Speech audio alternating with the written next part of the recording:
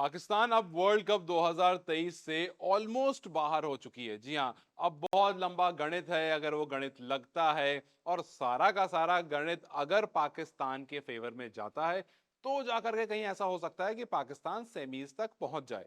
तो इसका मतलब ये है कि अभी कंसिडर यही करके चला जा रहा, मैं कहूंगा कि पाकिस्तान इस वर्ल्ड कप से बाहर हो चुकी है। और जब एक टीम वर्ल्ड कप से बाहर होती है तो उस पर सवाल उठने शुरू हो जाते हैं, उसके कप्तान पर सवाल उठने शुरू हो जाते हैं, उसके प्लेयर्स पर सवाल उठने शुरू हो जाते हैं। सबसे पहला सवाल उठ रहा था बाबर आजम पर, जिस पर हम बात अभी थोड़ी देर में करेंगे। लेकिन पहले आपको बता दूं कि शादाब पर अब एक सवाल उठ रहा है। शादाब पर सवाल ये उठ रहा है, जो आप मेरे पीछे पिक्चर्स देख रहे हैं, ये पिक्चर्स है साउथ अफ्रीका के खिलाफ मैच की, जब शादाब को कंकशन हो जाता है। शादाब के पास बॉल आती है, हमें पता है काफी अच्छा फील्डिंग करते हैं शादाब, और पाकिस्तान से अच्छे फील्डरों में काउंट होते हैं। जब इनके पास बॉल आती है, बॉल थ्रो करते हैं और उनका सर कहीं ना कहीं जाकर जमीन में टकराता है, जिसकी वजह से कंकशन होता है।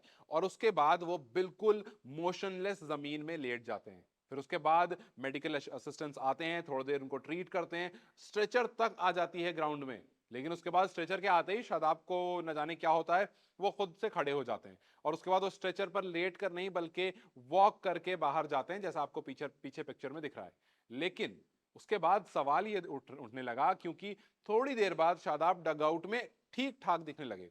हालांकि आप किसी प्लेयर को देख करके ये नहीं कहोगे कि उस कितनी इंजरी में है, वो कितनी तकलीफ में है, वो खुद ही जानता है। तो आप उस पर शायद सवाल उठाओ, ये सही नहीं है। लेकिन अगर सवाल आपका खुद का टीममेट उठाए, या यूं कहूं फॉर्मर टीममेट उठाए, जी हाँ, आपको सुहेल तनवीर को आप जानते होंगे। सुहेल तनवीर पहले लेफ्ट आर्म पेसर थे, पाकिस्तान की तरफ से खेलते थे, और उनके साथ साथ उमर गुल भी वहां पर बैठे थे जहां पर ये बात हो रही थी। एक पाकिस्तानी शो में उन्होंने बात करते हुए कहा कि शादाब जिस तरह से बाहर गए वहां पर ठीक है, उनको लगा, उनको कंकशन हुआ, उस मोमेंट पर आपको बहुत ज्यादा वो हो रहा होता है। जब भी आप गिरते हो, लगते हो, तो उस मोमेंट में आपको बहुत तेज लग रहा होता है, तो आप चले जाते हो, और वो वेल एंड गुड था।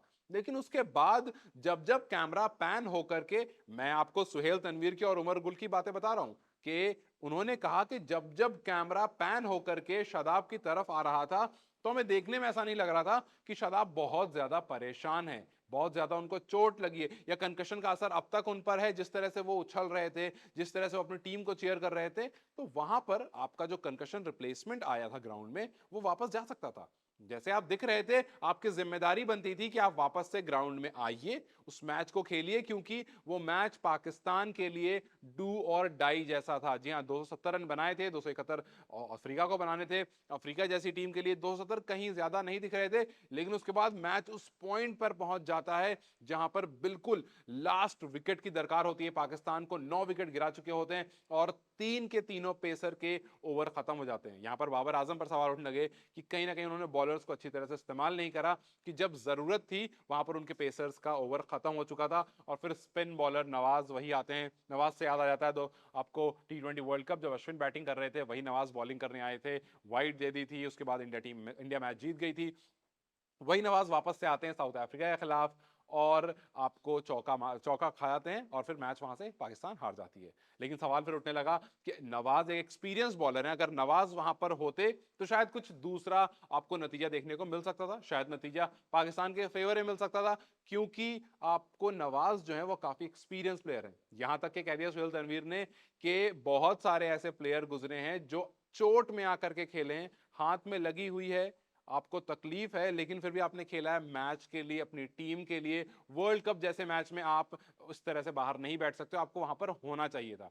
तो जब आपका खुद का टीममेट आप पर सवाल उठा रहा हो, तो फिर कहीं ना कहीं आपकी जो कंट्री है वो भी आप पर सवाल उठाने लगती है, जो आपकी पूरी पूरी टीम है वो भी आप पर सवाल उठाने लगती है। और पाकिस्तान अभी जिस तरह से मझधार में फंसा है कि उनके कप्तान की कप्तानी रहेगी या नहीं रहेगी पता नहीं, उनके वाइस कप्तान की वाइस कप्तानी रहेगी या नहीं रहेगी पता नहीं। खैर, ये सब बातें तो मैच के बाद अक्सर होती हैं। लेकिन क्या आपको भी लगता है कि शादाब को उस कंकशन से वापस आ जाना चाहिए था? जिस तरह से शादाब डगआउट में दिख रहे थे, वो एक एक्सपीरियंस खिलाड़ी पाकिस्तान मिस कर रहा था, और अगर वो एक्सपीरियंस खिलाड़ी मैच में होता तो शायद पाकिस्तान ये मैच जीत सकता था। अपनी राय हमें कमेंट सेक्शन में जरूर बताएं। इस वीडियो को लाइक और शेयर जरूर करें, और जाते जाते हमारे चैनल को सब्सक्राइब जरूर करें।